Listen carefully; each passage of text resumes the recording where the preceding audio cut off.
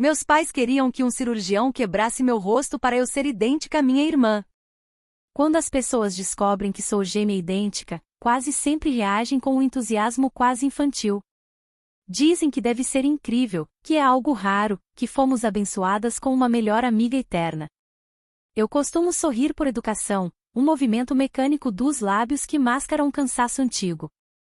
Aprendi cedo que explicar a verdade costuma deixar as pessoas desconfortáveis demais, a maioria prefere a fantasia da simetria perfeita ao horror do que realmente vivemos sob o teto dos nossos pais.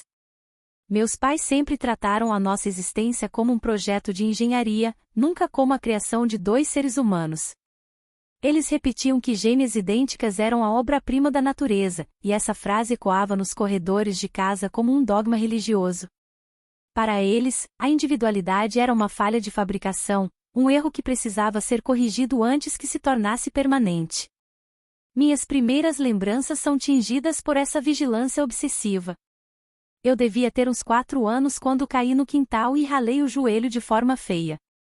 O sangue escorria, e eu chorava pelo susto e pela dor. Minha mãe limpou o ferimento com uma frieza cirúrgica, mas seus olhos não buscavam o meu conforto, eles estavam fixos na perna da Clara, que permanecia intacta. Horas depois, minha irmã apareceu com um curativo exatamente no mesmo lugar. Não havia ferida por baixo do algodão, mas para minha mãe, a harmonia visual havia sido restaurada. A dor de uma não importava, desde que a aparência de ambas fosse idêntica.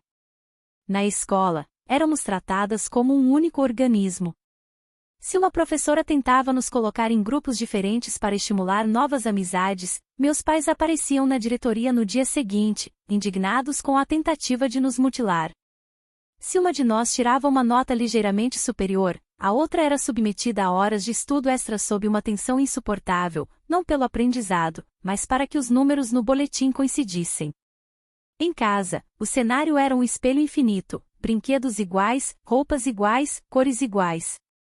Lembro-me de ganhar um urso de pelúcia marrom de uma tia e Clara ganhar um branco. Naquela mesma noite, os brinquedos desapareceram, substituídos por 2 ursos cinzas idênticos que minha mãe comprou para evitar a discórdia, embora a única discórdia residisse na mente dela. A inspeção física era a parte mais sombria da nossa rotina. Todas as manhãs, antes da escola, éramos levadas ao banheiro principal. O ritual era silencioso e humilhante. Peso, altura, circunferência da cintura, diâmetro das coxas, comprimento dos braços. Minha mãe anotava cada milímetro em um caderno de capa dura. Quando ela comprou um paquímetro profissional, o clima de cuidado foi substituído por uma sensação de abate técnico. Após uma ceia de Natal, Clara pesou 200 gramas a mais que eu. Meus pais não serviram a sobremesa para ela, e em vez disso, ligaram a esteira na velocidade máxima e a obrigaram a correr até que a balança mostrasse o mesmo dígito que a minha. Eu fiquei sentada no sofá, paralisada pelo medo, sentindo que o meu próprio corpo era uma armadilha que poderia condenar minha irmã a qualquer momento. Nossos gostos pessoais eram sufocados no berço. Clara tinha uma alma de artista, e seus cadernos eram repletos de mundos fantásticos e traços fluidos. Eu, por outro lado, odiava desenhar, mas fui forçada a passar horas em ateliês porque minhas mãos eram mais firmes e eu conseguia replicar o traço dela com perfeição técnica. Eu amava a liberdade do futebol, o suor e o caos do campo, mas Clara detestava o esporte. Ainda assim, ela era obrigada a treinar comigo porque meu pai insistia que a musculatura das nossas pernas precisava se desenvolver de maneira rigorosamente igual. Éramos 2 metades de um todo que não nos pertencia.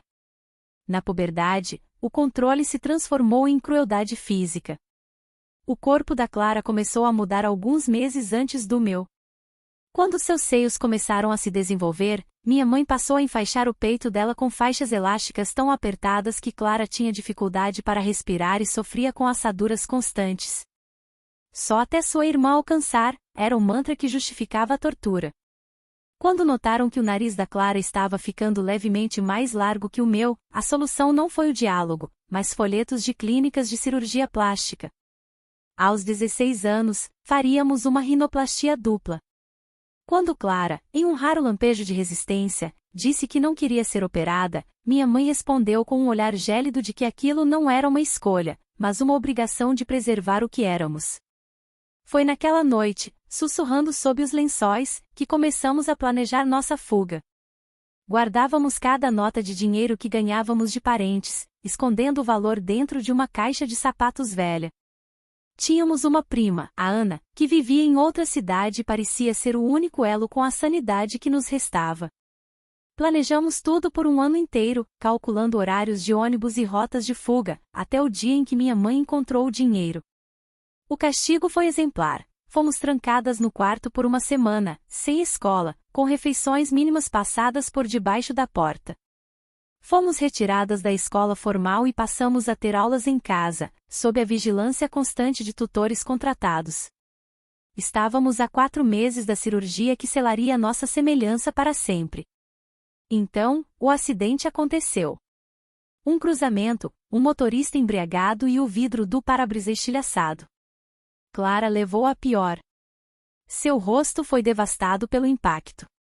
Foram semanas de angústia no hospital, 5 cirurgias reconstrutivas, mandíbula fixada com fios de aço e cicatrizes que redesenharam sua face de maneira permanente. Quando ela finalmente voltou para casa, o silêncio dos meus pais não era de alívio por ela estar viva, mas de luto pela simetria perdida. 3 dias após o retorno dela, eles me chamaram na cozinha. Na mesa, não havia comida, mas laudos médicos e fotos detalhadas das cicatrizes da Clara. Meu pai, com um sorriso que beirava a loucura, explicou que haviam encontrado um cirurgião no México disposto a fazer o trabalho reverso. Eles queriam que eu me submetesse a uma cirurgia para quebrar meus ossos faciais e replicar, uma a uma, as cicatrizes da Clara. Eles queriam me deformar para que voltássemos a ser iguais. A denúncia que fiz naquela noite foi o primeiro ato de independência da minha vida. Meus pais foram levados pela polícia enquanto gritavam que aquilo era um ato de amor e preservação. Eles perderam nossa guarda e fomos acolhidas por Ana. O processo de cura foi lento e doloroso. Clara passou anos sem conseguir se olhar no espelho, sentindo que era o defeito que destruiu a família. Levei muito tempo para convencê-la de que ela era, finalmente, livre. Ela voltou a desenhar, mas seus quadros mudaram, ela abandonou a perfeição e passou a pintar belezas assimétricas e caóticas. Ela se casou com Lucas, um homem que vê em suas cicatrizes a força de uma sobrevivente. A maior prova de que o ciclo foi quebrado veio com o nascimento das filhas de Clara, Helena e Sofia. E por grande ironia do destino, elas são gêmeas também, mas a semelhança para por aí. Helena é uma explosão de energia, sempre cercada de instrumentos musicais, batucando em tudo que vê e vestindo as roupas mais coloridas e ruidosas que encontra. Sofia é o silêncio acolhedor, uma leitora voraz que passa horas no seu próprio quarto, um espaço que é só dela, decorado com seus próprios desenhos e longe do barulho da irmã. Clara faz questão de que elas tenham vidas separadas. Elas estudam em salas diferentes, têm círculos de amizade distintos e, nos aniversários, cada uma tem seu próprio bolo, com seu sabor favorito e seu próprio momento de ser o centro das atenções. Não existe o presente das gêmeas, existem presentes para Helena e presentes para Sofia. Eu, que mudei de cidade e construí uma carreira longe da sombra do passado, sou a tia que incentiva essas diferenças. Quando as visito, vejo o que nos foi roubado, a chance de ser uma pessoa inteira. Nossos pais envelheceram sozinhos em uma casa que parece um mausoléu de espelhos. Eles mandam cartas ocasionalmente, nunca pedindo perdão, mas tentando explicar que o mundo é caótico demais para quem não tem um par idêntico. Eles nunca conheceram as netas. E hoje, ao ver Clara rir enquanto observa Helena tocar bateria e Sofia ler em um canto, percebo que a maior vingança contra o controle é a liberdade de ser diferente. Não somos mais metades de nada. Somos, finalmente, indivíduos. Porém o confronto final não aconteceu em um tribunal, mas no jardim da casa de Clara, em um fim de tarde que cheirava a terra molhada e liberdade. Nossos pais apareceram sem aviso, como espectros de um passado que se recusava a morrer. Eles estavam mais magros, vestidos em tons de cinza rigorosamente idênticos, parecendo 2 estátuas de cera desgastadas pelo tempo. Clara estava sentada na varanda quando eles cruzaram o portão. Helena corria atrás de uma bola de futebol, o rosto suado e o cabelo bagunçado, enquanto Sofia, sentada sob uma mangueira, desenhava algo em seu caderno com uma concentração absoluta. A cena era o pesadelo de nossos pais, o caos da individualidade. Minha mãe parou a poucos metros das netas, mas não houve brilho de avó em seus olhos. Ela olhou para Helena e, depois, para Sofia. O lábio dela tremeu, não de emoção, mas de horror. Vocês permitiram que isso acontecesse, disse ela, a voz fria como o metal do antigo paquímetro. Olhem para elas. Elas não se pertencem. Estão desordenadas. Uma é o oposto da outra. Meu pai deu um passo à frente, ignorando o abraço que as meninas ensaiaram dar por pura educação. Ele olhou para as cicatrizes no rosto de Clara, que sob o sol da tarde pareciam fios de prata. Ainda há tempo, Clara, ele sussurrou, com uma loucura mansa que me fez estremecer. Conhecemos especialistas. Podemos unificar o visual delas. Elas são pequenas, a pele ainda é elástica. Podemos corrigir o que você negligenciou. Podemos devolver a elas a perfeição que você nos roubou. Foi nesse momento que o silêncio do jardim foi quebrado por um som que nossos pais nunca entenderam, a autoridade de uma mulher que se possui por inteiro. Clara se levantou. Ela não gritou. Sua voz era baixa, firme, carregada com o peso de cada faixa que comprimiu seu peito e de cada centímetro que foi medido sob tortura. Vocês não vieram ver suas netas, disse Clara, colocando-se entre eles e as meninas. Vocês vieram procurar o reflexo de vocês mesmos e não o encontraram. Helena e Sofia não são metades de nada. Elas não são um par. Elas são pessoas. E se vocês derem mais um passo em direção a elas com essa ideia de conserto, eu farei com que a justiça termine o que começou há 20 anos. Eles recuaram, mas o olhar de desprezo que lançaram sobre a assimetria das netas foi o golpe final. Eles foram embora da mesma forma que viveram, trancados na própria ilusão de ordem. Semanas depois, o confronto gerou uma dúvida inevitável. Sofia, a mais observadora, encontrou uma caixa velha de fotografias enquanto ajudava na mudança de um armário. Ela trouxe uma foto nossa, da época em que tínhamos 8 anos. Éramos tão iguais que era impossível saber quem era quem. Mãe, tia, por que a gente nunca viu esses vovos? Sofia perguntou, passando o dedo sobre a superfície lisa da foto, e por que nessa foto vocês estão usando até o mesmo laço no cabelo? Parece que uma é o espelho da outra.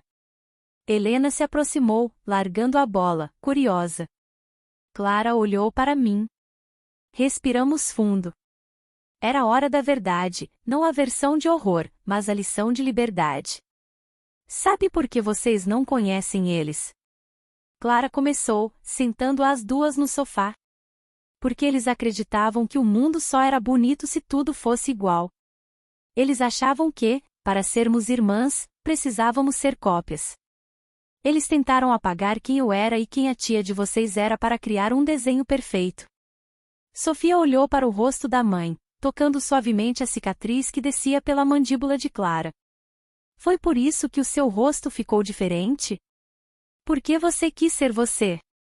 O meu rosto ficou diferente por um acidente, explicou Clara, abraçando as duas. Mas a minha alma ficou diferente porque eu escolhi não deixar ninguém me dizer como eu deveria ser. As cicatrizes são as marcas de que eu sobrevivi ao desejo deles de me transformar em outra pessoa. Helena, com sua praticidade expansiva, franziu a testa e olhou para a irmã. Que bobagem! Se a Sofia fosse igual a mim, quem é que ia ler as histórias para mim quando eu tô cansada? E quem é que ia me ensinar a chutar de trivela?